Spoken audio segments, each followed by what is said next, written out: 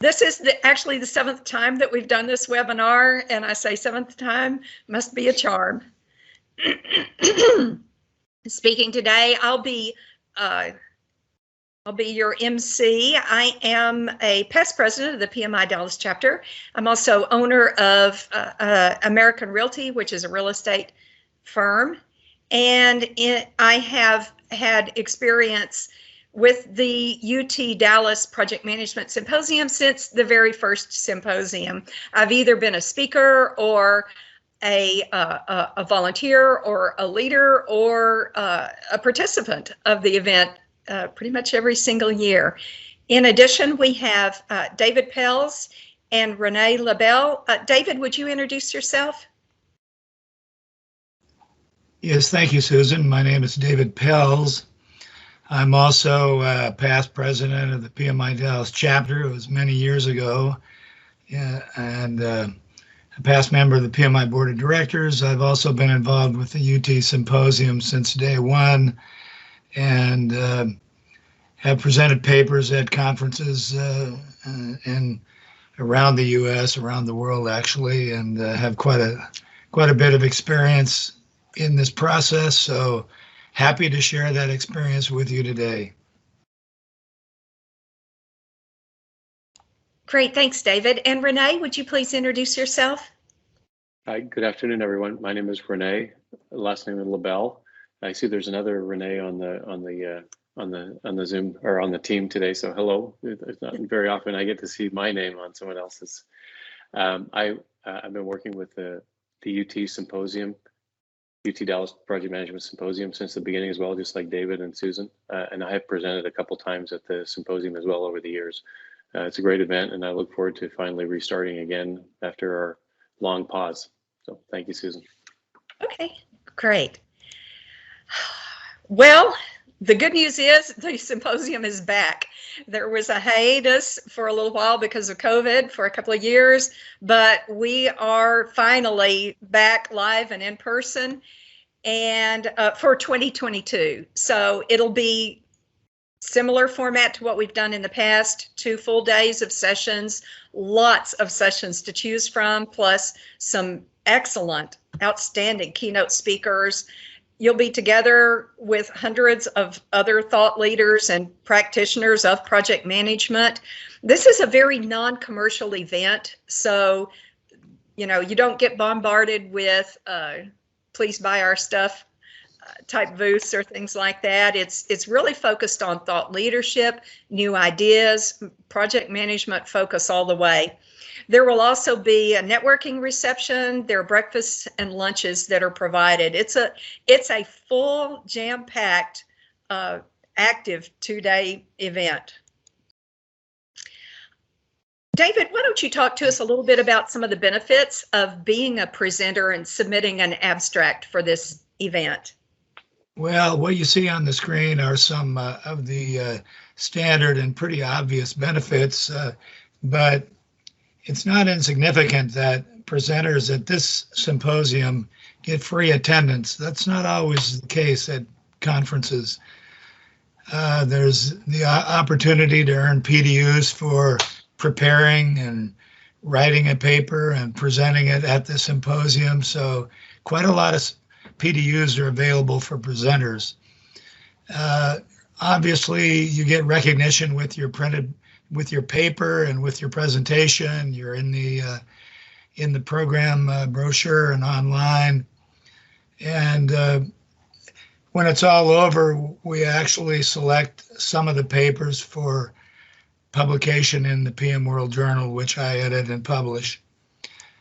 Also, obviously, there are networking opportunities, and this is actually maybe the most fun part of attending a symposium, where you get to meet new people and network with other people who attend your presentation or are in the same business or field, or you attend their papers. And anyway, there's a lot of sharing and networking and so forth going on.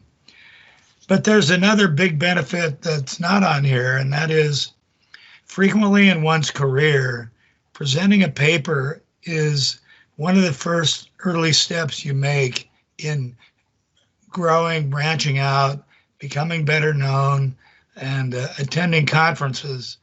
It was for me, and I think it probably is for many of you. And once you present a paper or make a presentation, you can put that on your CV, on your resume. You can take credit for it for a long time. And many people, you'll read their CVs and you'll see that they've written many papers, have a few books, made presentations at different conferences. So it adds up over time, and it's really something worth taking credit for because there's a lot of work involved. I noticed that Neil is one of the attendees. Neil, maybe you could jump in and say something. Why do you present at these symposium? David, it's like, thank you, David. And I've been very lazy over the years. I've only actually sent you one paper, but to my joy, you did publish it. So thank you for that. So one of these days I'll get around to it again. To answer your question, they say that, a change is as good as a rest. It's a bit of variety, so it breaks up my routine. It's exciting, and I particularly like the immediate feedback that one gets from a live audience, which you just don't get during regular, one-way webcasts. So it keeps, I also think it keeps me sharp, but especially just that interaction. And I was going to say like-minded people. No, that's not true. People with differing ideas, that people that give me feedback, and my ideas spark some interest in them, and they come back to me with suggestions I've not thought about. So all of it's just exciting. Yeah, absolutely. All right, thank you. Yeah, thanks. Okay, I'd like to pause here for a second and ask the attendees, if you would please raise your hand on that little raise your hand button at your top of your screen if you have ever attended any of the UTD PM symposiums before. And I'll start by raising my own hand. And let's see how many. Okay, Aria, Wendy, okay. Neil, yeah. Okay. All right. Okay, great. Then that's a good, let's see, good representation. Well, David and Renee. Okay, so we definitely have some others here who have attended before. Good, okay. That gives us an idea of who's here. Let's keep going. One of the things that is important in this symposium is it is an opportunity for people who have a credential of some kind to maintain that credential by collecting professional development units, or PDUs. And those PDUs now for the PMI credentials need to follow the structure that PMI has set up that they call the PMI talent triangle. So whatever part of the presentation relates to technical leadership or strategic or business management will need to be designated when you submit your abstract. Each of these sessions, I think there's still going to be a 1-hour session. And so of that 1 hour, you as the submitter will need to consider and break up the amount of PDUs that are going to be attributed to each of these 3 areas. Now, if you're talking about agile practices, for example, or data modeling or earned value management, or things that are considered like techniques of managing a project, then those things would fall within the technical project management. And if that is the whole focus of your presentation, then you might designate that the whole 1 PDU would be applicable to technical. Or if you've got a mixture, say you're talking about some leadership type skills like negotiation or listening or conflicts or teams, in addition to talking about some governance, life cycle type structure, then you might have a 50-50 split. You can bring those PDUs down as low as 0.25 increments if need be, but it's something to consider when you're putting together your presentation, to think about how much of which of these 3 items would this particular presentation be applicable to. Okay. Renee, why don't you tell us about this year's deadlines? Okay, cool. Thank you, Susan. The deadlines are strictly adhered to. So if you're late, too bad. I know that in the past we sort of have chased people who were a little bit late, and then they let us down. So it's always good to keep in mind that the deadlines mean what they say. Just a couple things about the audience. I mean, my experience with the audience is that you're going to be in front of a very sympathetic audience because project managers. And I just wanted to add, I think everyone has a great story to tell. So when you're doing your abstracts, just keep that in mind. Thanks, Susan. Okay, great. Thanks. And of course, the event is next May 17th to 18th. Oh, I've forgotten what day of the week that is. Does anybody have a calendar to check real quick for us? I thought it was Tuesday, Wednesday. Tuesday, Wednesday. Okay, great. So it's a midweek. A lot of people ask us about that date and they say, why don't you do it on X date or Y date or, you know, a Friday or a, you know, whatever. It actually is very much dictated to us by the availability of the rooms that we need at UT Dallas. And it has become harder and harder. Back years ago, we used to have some flexibility. We could have either this date or that date, and that has pretty much gone away now. And we are often limited. The last few years, I know we've been limited to basically one time slot, and that was it. So that's how we end up with these dates. And we just hope for the best. Let's talk about what an abstract actually is. If you've been out of the academic world for a little while, you may have forgotten some of this, but an abstract is basically just a brief summary of a research paper. And this symposium is really all about thought leadership, new ideas, and things like that. So each session is kind of like a review of a project management topic that's been researched. Your abstract is going to be a summary of what that's about, and it should include an overview and enough information to kind of grab attention of the reviewers and make us want to know more. For this particular UTD event, the abstract is the first step in moving you towards actually being a presenter at this event. So what makes an abstract awesome? What makes it stand out in the reviewers' minds? Something unusual, unexpected, something that's going to have a broad appeal to a lot of project managers. And something that if the reviewers feel like they can relate to that topic or they want to know more about that topic, then those are the kinds of topics that will often get selected for the event. It should be something that's relevant to today and helpful to other project managers, things that, you know, we can think back when, you know, if I were doing a project right now, could I use this right away? Could I take this back to work? Is there a nugget in here that would really help me? And also something that kind of captures imagination.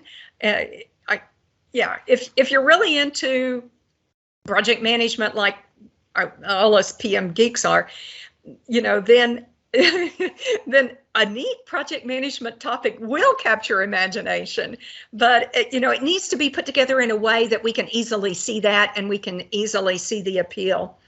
Now I'm going to turn to some of the audience members who have attended before. Let me see, Wendy, are you still here and can you unmute? Because I believe I saw that you had attended before. I'm gonna see if I can unmute. Okay, let's go to Buck. Did I see that you had attended before? Buck. And wait, can the participants unmute themselves? Yes, I have attended before. Okay, great.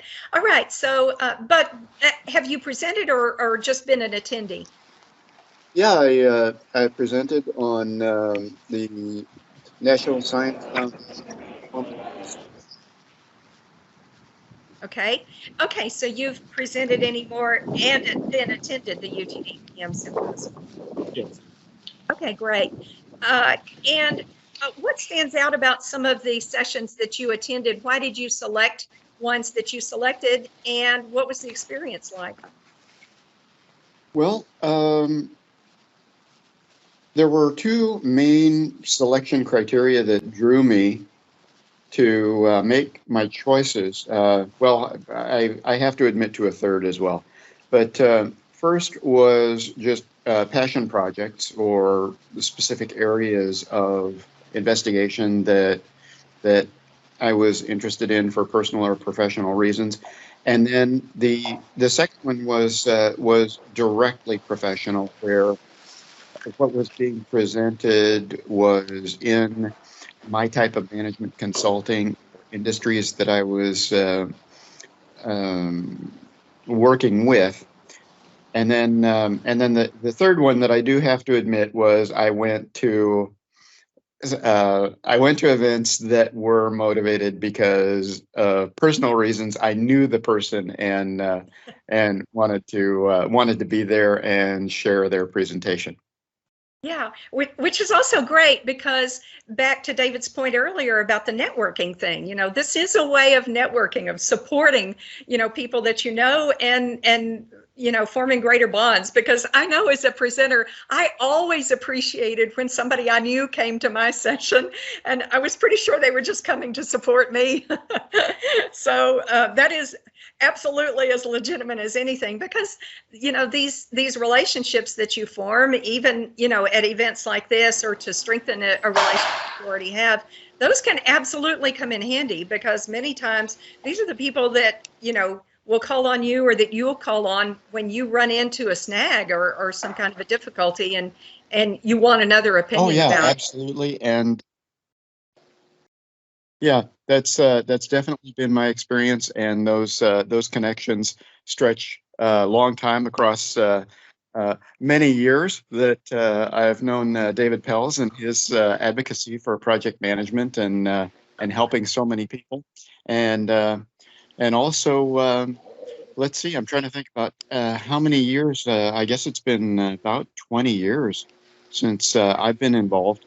And I'm currently hoping to support the effort from here in Patagonia, Chile, where we're having a beautiful start to summer. Oh my gosh, that's totally awesome. So you're in Chile right now? Yes, I am. And I'm looking out at a beautiful sunny lake and nice trees, warm breezes. Sweet. Okay, that's great. Okay, thanks, Buck. I appreciate you sharing all that. That was great. Yeah, it's Okay. nice. It's nice to visit remotely. Yeah, yeah, totally. Okay, let's talk about the rules. Some of the rules for submission to this event. Renee, can you bring us up to date on what those are? Sure, my pleasure. Thank you, Susan. I mean, I won't read the slide there, but you can pretty much see what's going on. But it's really important that it's not previously published. We're really looking for original content, and that goes back to an earlier comment that I made about everyone has a good story to tell, and I really believe that. And it can be difficult and challenging to sort of look inward and say, well, what good story do I have that somebody would actually really care and be interested in? And of course, that goes to the flip side. It's a very sympathetic audience.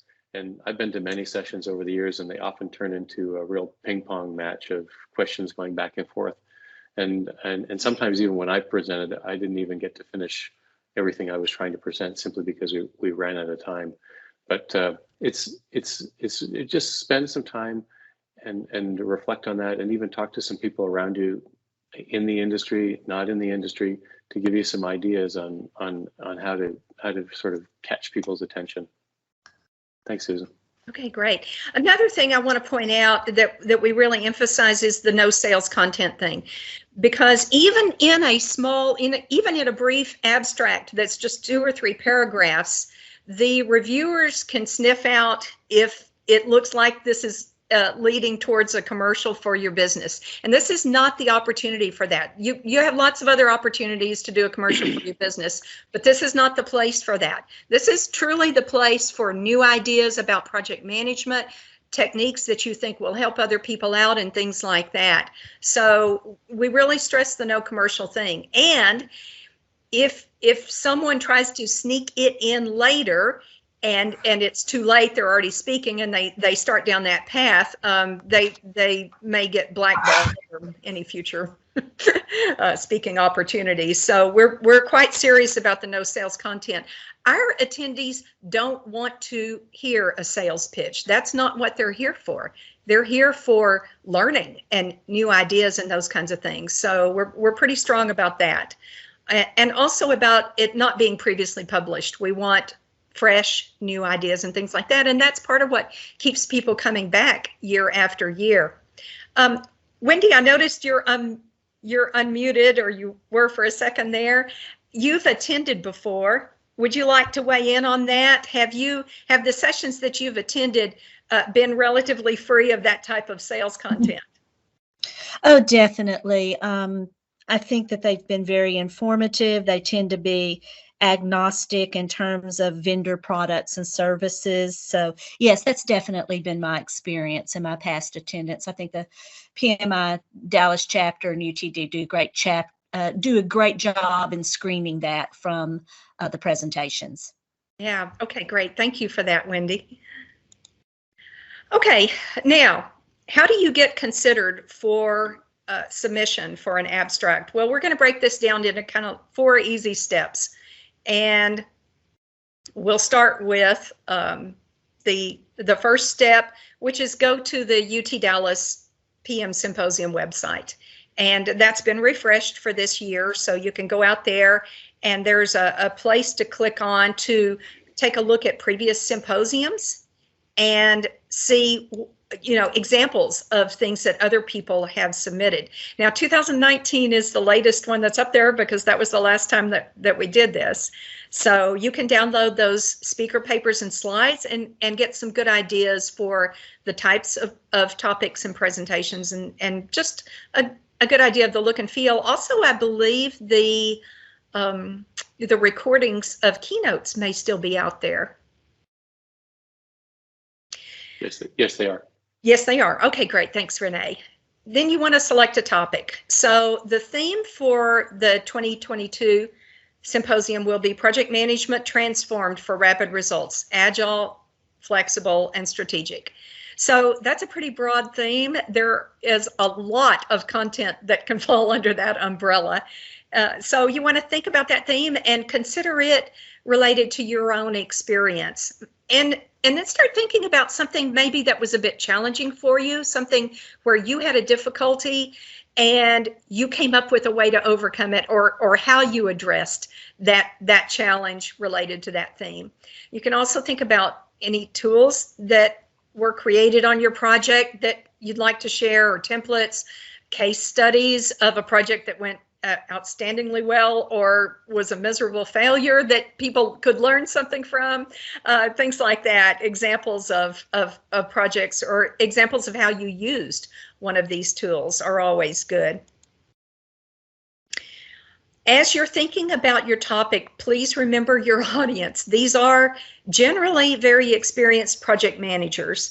Many of them are going to have international project management experience, and many of them are already going to be PMPs. They may have Agile or other types of certifications. So when you're thinking about your content, you want to aim it towards a reasonably sophisticated project manager who is well past the basics and who is probably struggling with the same kinds of issues that you are struggling with or have struggled with.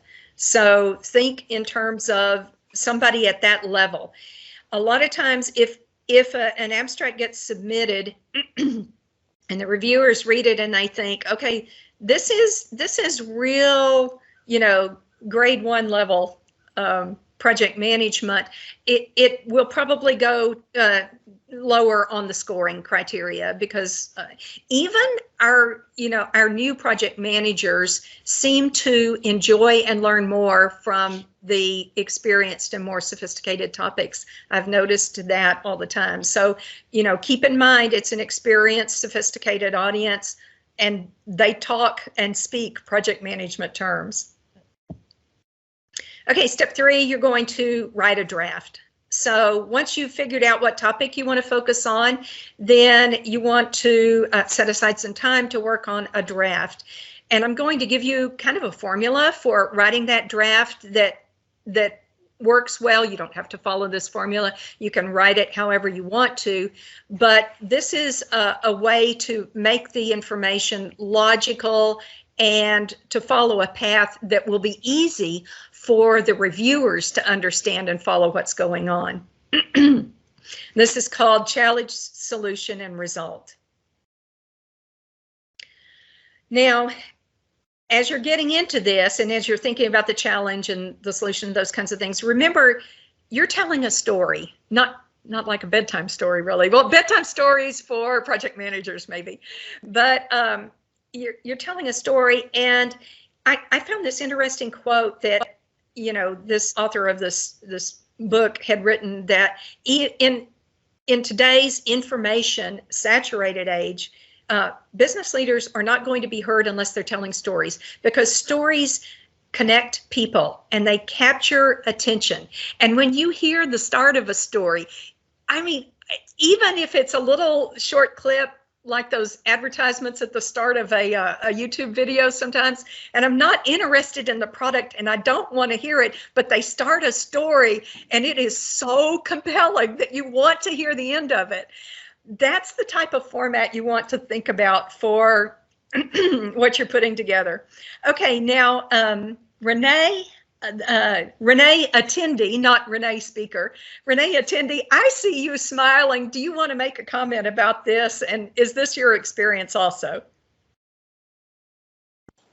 Well, actually, it is funny because when thinking about it and doing things within, like at work or at school or whatever, the stories are what stick. And you do find yourself, like maybe if you're on YouTube or something else and you're scrolling for something, you actually will get kind of caught up in like whatever little infomercial, depending on the way that it's kind of laid out, because it's about the hook, it seems, right, and the ability to maintain their attention.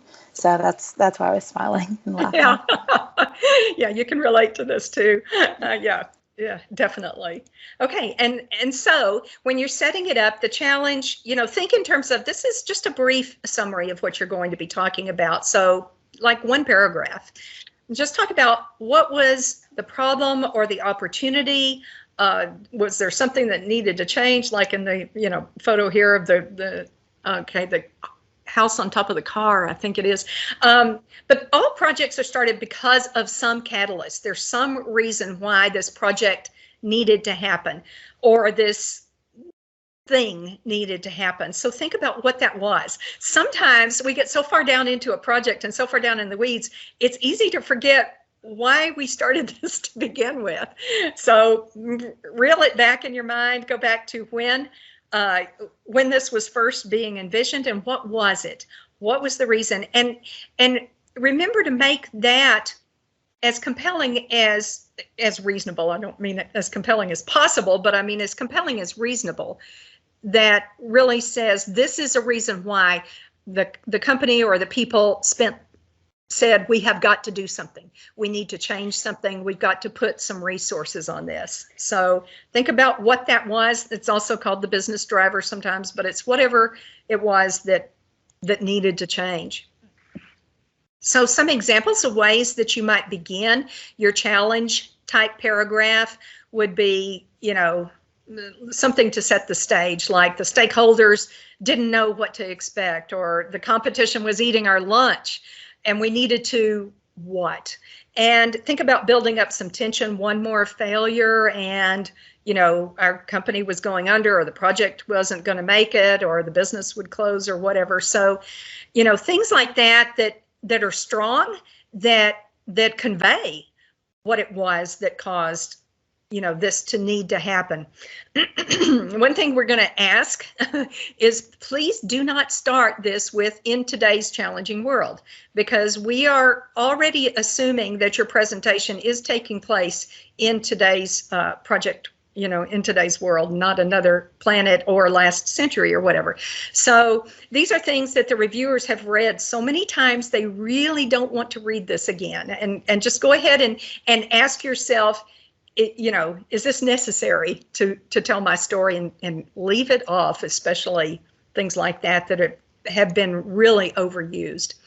Some more starters, you can start with a surprising fact, something that'll grab attention. Did you know that X% of your stakeholders don't know the name of your project, or decision makers spend less than 30 seconds reviewing requests? Or you can start with asking a question. Have you ever wondered, or we were wondering, where did this come from, or how did our message get so messed up?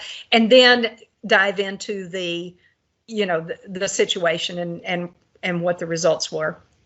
Project managers love facts. These are, kind of like research papers. So statistics are good here, as long as they're used judiciously and not to the, third decimal place. Keep it big and broad so that people can easily understand and remember it. All right, once you've got your challenge paragraph, next up is the solution. So in the solution, a paragraph about what was it that needed to be done, maybe who was involved, how did you do it, and some starting sentences that might be good for that would be like, we had to find a way to XYZ, or we began to analyze the data and we found an interesting pattern, or we really needed to bring the stakeholders together. How are we going to do it? You might talk about who all was involved, especially if top executives needed to play a part. We needed executives to understand that, or, we had one outstanding stakeholder who had a different approach and we began listening to that person, or something like that continues to grab attention and want you to hear, okay, then what happened? We all want to know the end of the story. We cannot stand not knowing the end of the story. So last paragraph, we'll talk about that. What was the outcome? What got changed? What got better? Did it have some great results? If you use numbers, again, keep those numbers simple. 70% increase in customer satisfaction or something like that. Keep the numbers so that they're memorable, because people will wash that out pretty quickly. So just, summarize, but project managers do love measurements, and so anything that measures things will usually get some attention. In the result, you might think about, be sure that you tell how the story ended. Was there a surprise? Was there a surprise along the way, or at the end, did you get different results than what you were expecting? And it is perfectly fine to say if something went wrong and what you learned from that. And maybe advice for other people going, towards the same type of a situation. Or did this end up leading to something else? Say this project didn't turn out the way we expected, but it led to the invention, the creation of a new product or a new benefit or something like that. Another thing that's nice in the results section is to share the good credit with other people who helped. Like in the abstract world, you may only have time to say the stakeholders just really stepped up their game, or the IT people or whatever. You can say things like that, or without the help of this top executive, we never would have gotten this through, or things like that. I don't mean name names. I just mean, share the credit with other groups or teams of people or roles. Once you've gotten through that, then you want to edit it. So step back from it. Take a breath, walk away from it. If you've got time, don't do the editing the same day that you wrote it. You need a fresh, clear mind. You're too deep into it to be able to do a good job of editing it, because you know what you meant, and you need to step away from it and reread it. So come back to it, look at it and think, is my point clear? Is it clear what I'm going to be talking about? Because that's going to be very important to the reviewers. If they can't understand it in your abstract, then you're going to get rated, quite a bit lower. Is it something that if you are reading it this for the first time, would you want to hear more about the story? You can even ask someone else to read it, even non-project managers. I often use my husband to bounce things off of and get his perspective, because he's been the president of a couple of companies and he's got a different perspective. And he's one of those executives that has like that 5-second attention span. So if it doesn't get his attention like real fast, then I got to go back to the drawing board and work on it a little bit more. So non-project managers are actually good, because you can tell if they want to hear more or not. And then clean it up, check your word counts. The abstracts are supposed to be 250 words or less. We get both ends of the spectrum. We get people who are trying to submit like 1-sentence abstracts. That's not going to work. And then people who are trying to write the whole paper and submit it. And we don't even want that either, because we get so many submissions. We really need them to be brief enough that the reviewers will have time to get through all of them. And we'll see the full paper later, but we'll get a good idea of whether this is something that's going to capture interest or not in about that amount of words. That is enough. You want to check your grammar, spelling, and punctuation. Make sure that you've got that clean and it looks professional. I have seen what I thought was probably going to be a good abstract get rejected because the grammar, spelling, and punctuation was so bad that people felt like the person probably would not be understandable. So put your best foot forward and get it cleaned up. Also, when you submit your abstract, you're going to need to come up with the learning objectives from your session. So you have to think about what is it that people would be able to do or know when they leave your session. So your learning objectives have to be submitted and they've got to relate to your abstract. And so some examples, you want to start with an action verb. So at the end of this session, participants will be able to draft a risk template or whatever, explain the initiation processes, or analyze the highest risks in communications, or identify strategies to deal with these issues, or whatever. I think I've got some more of these. Yeah, some more examples. And identify 3 key aspects of whatever, or identify key questions to answer when deciding about things. Or they'll be able to discuss recent trends in project, agile planning or things like that, or identify key competencies.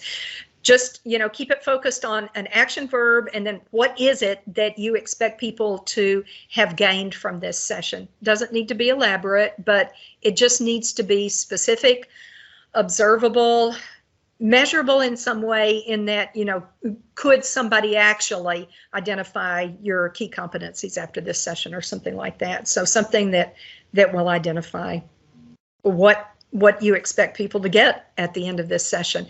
Make sure that you have set these learning objectives not too long after you have read your abstract.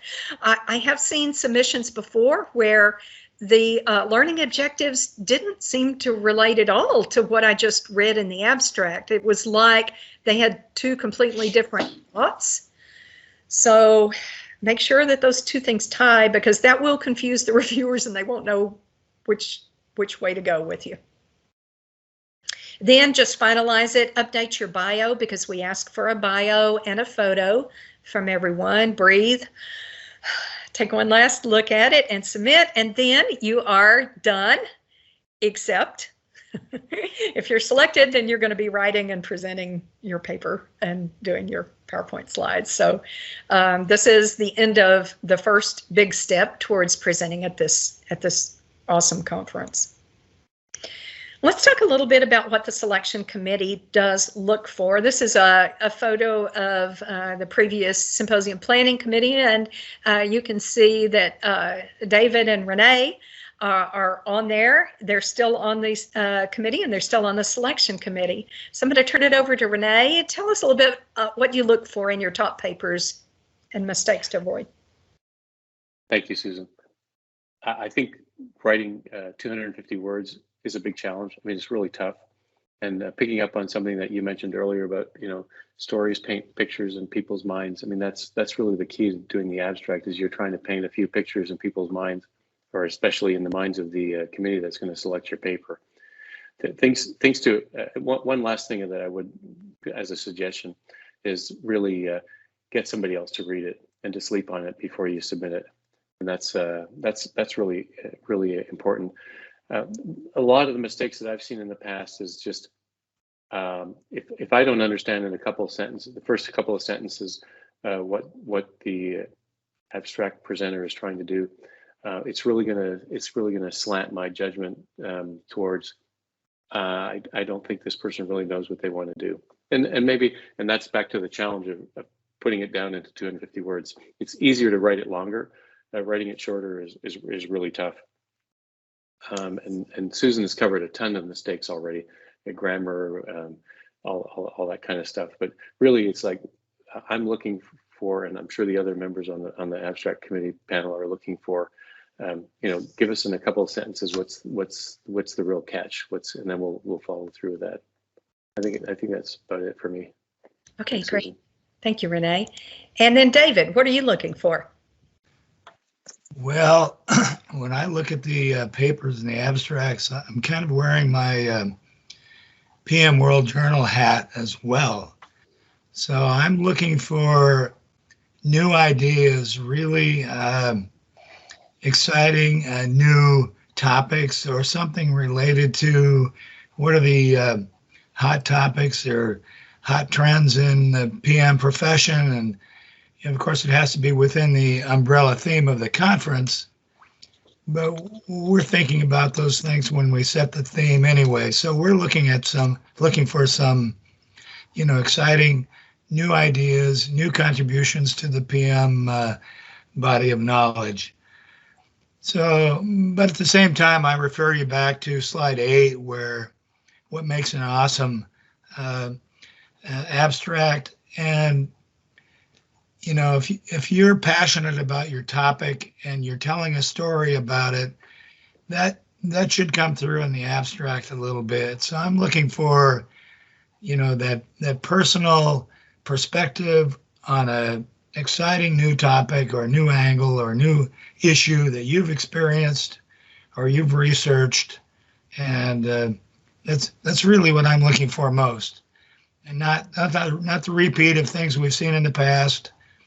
Not some commercial pitch, not some fundamentals that everybody already knows. So, make it as interesting as possible. Thank you. Okay, great. Thanks for that, David. In terms of reviewing and scoring, things that tend to score higher are topics that seem to be very relevant to project managers specifically. Interesting, well-defined, something original that hasn't been rehashed already a lot of times, something that has practical application, and just overall level and quality of the submission are things that help push up the scoring on it. Now, some questions that we often get asked are, why are some papers not selected? Because we often have many more abstracts submitted than we have slots for. So not everything makes the cut.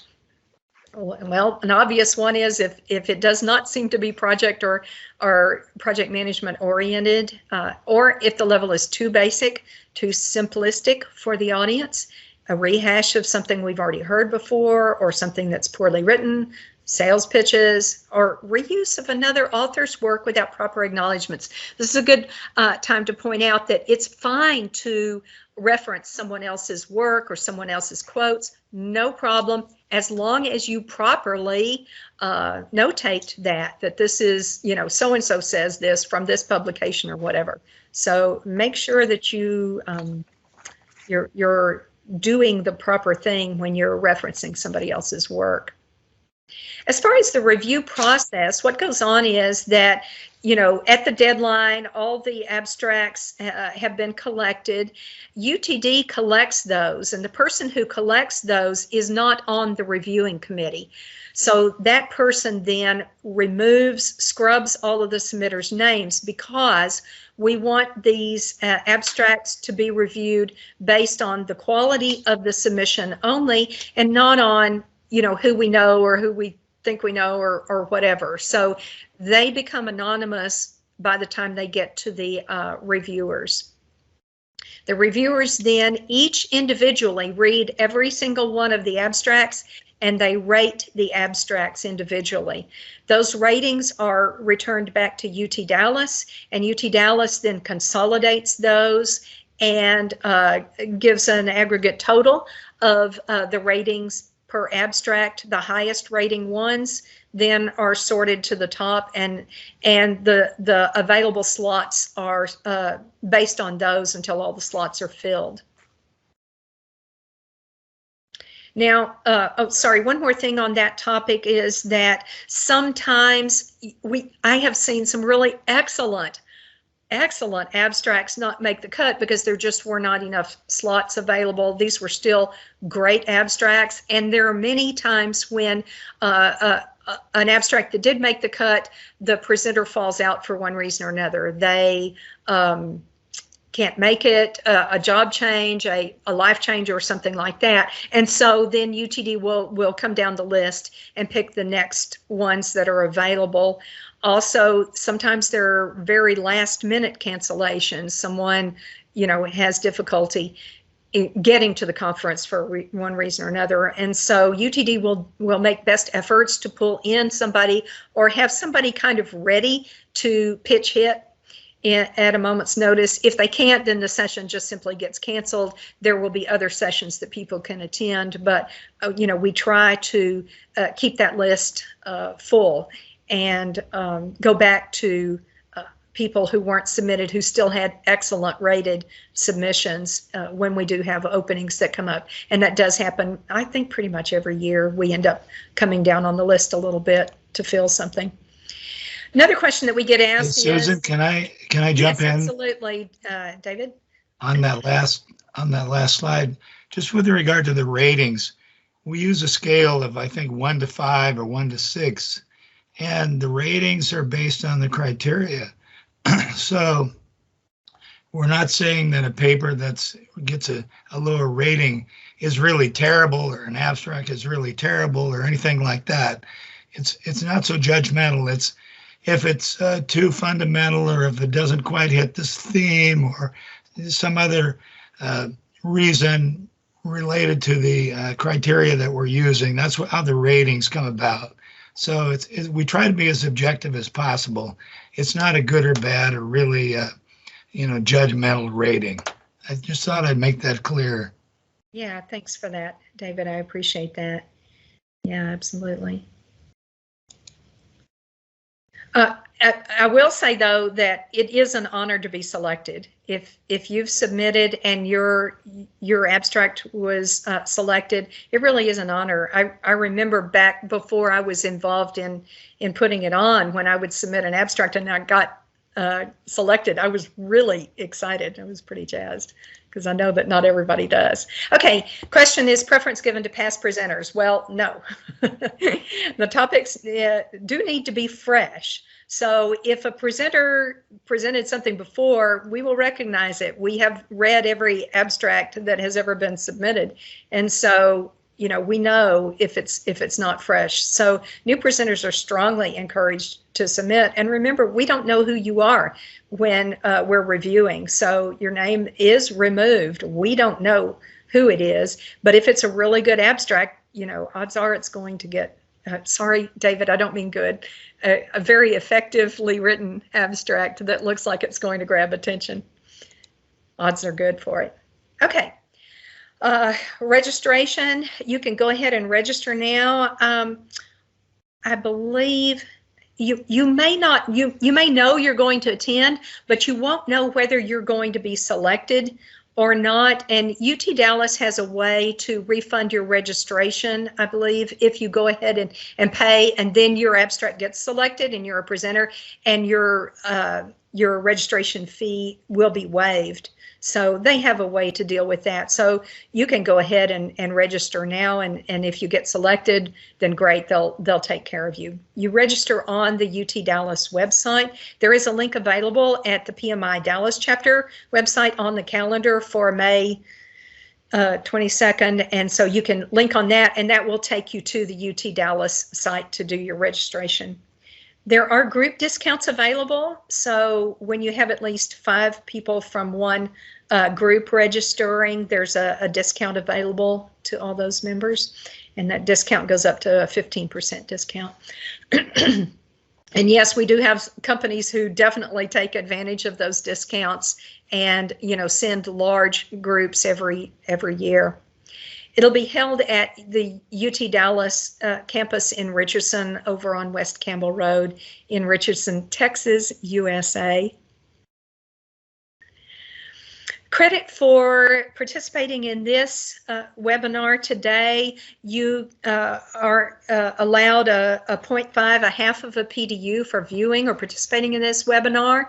The content was related to the communications area and how to communicate more effectively in many respects. And so that qualifies under the leadership PDU. So you can self-report a half of a leadership PDU for today's session.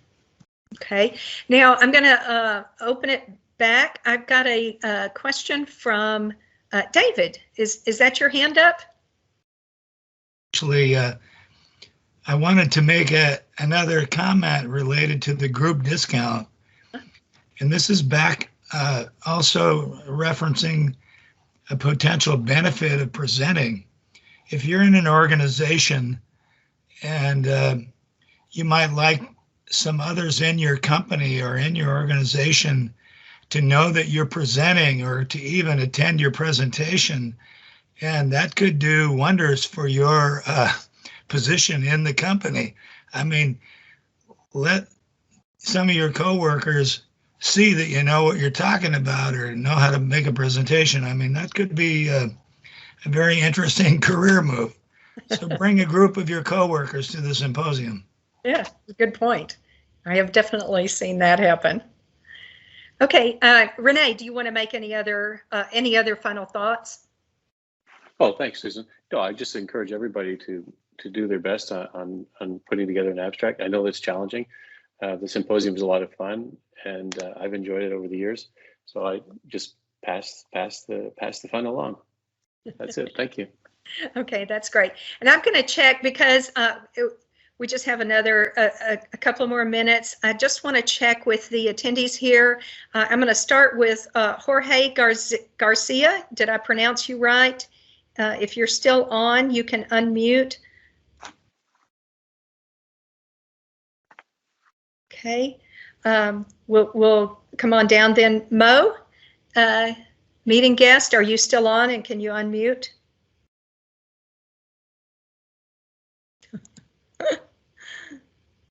Okay, not getting much. Okay, Natalia, you still there? Yes. Okay, great. Natalia, have you spoken before at this event? No, I haven't. Okay, are you considering speaking? I am.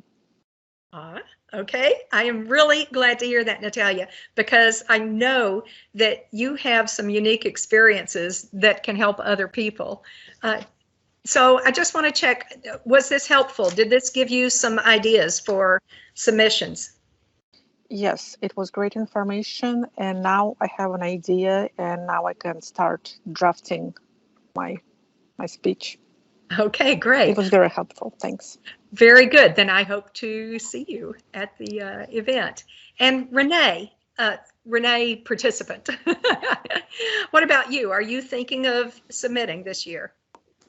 I am thinking of it. I was actually trying to review some of the previous submissions to make sure that I would have a topic that would kind of align and that would add something to it. So I'm on the fence until I figure out exactly what I would want to present on. Okay, that's fine. Renee, what's your business? Do you work at a company or are you an independent? So I work for JP Morgan Chase. So I'm a project manager, and then I'm also in school. So I actually was interested in getting some more writing and presenting done as far as to add to my CV. Yeah, absolutely. Well, this is a great opportunity for that. And I know that your industry has been through all kinds of ups and downs, and I can only imagine that you have probably had some interesting or challenging projects that a lot of other people would benefit from hearing about. So I strongly encourage you. I think we would be delighted to have a submission from you. Thank you. Okay, and then let's see. Okay, Wendy, if you're still there, Yes. we go. Okay, Wendy, are you planning to submit this year? I'm considering it, not quite certain yet, but as always, I enjoy hearing these presentations as a refresher on what's important and what it's important to include and focus on in both the abstract as well as the presentation itself. So excellent job by each of you who are giving this debrief. Thank you. Oh, thanks for saying that, Wendy. I appreciate that. And we certainly appreciate you all participating in today's session. Did I miss anyone who would like to make a comment? I'll try one more time for Jorge, Garcia, or Mo. Okay, we're going to let it go then. Thank you all so much for participating in this, and enjoy your day, and we look forward to seeing your submissions. Bye.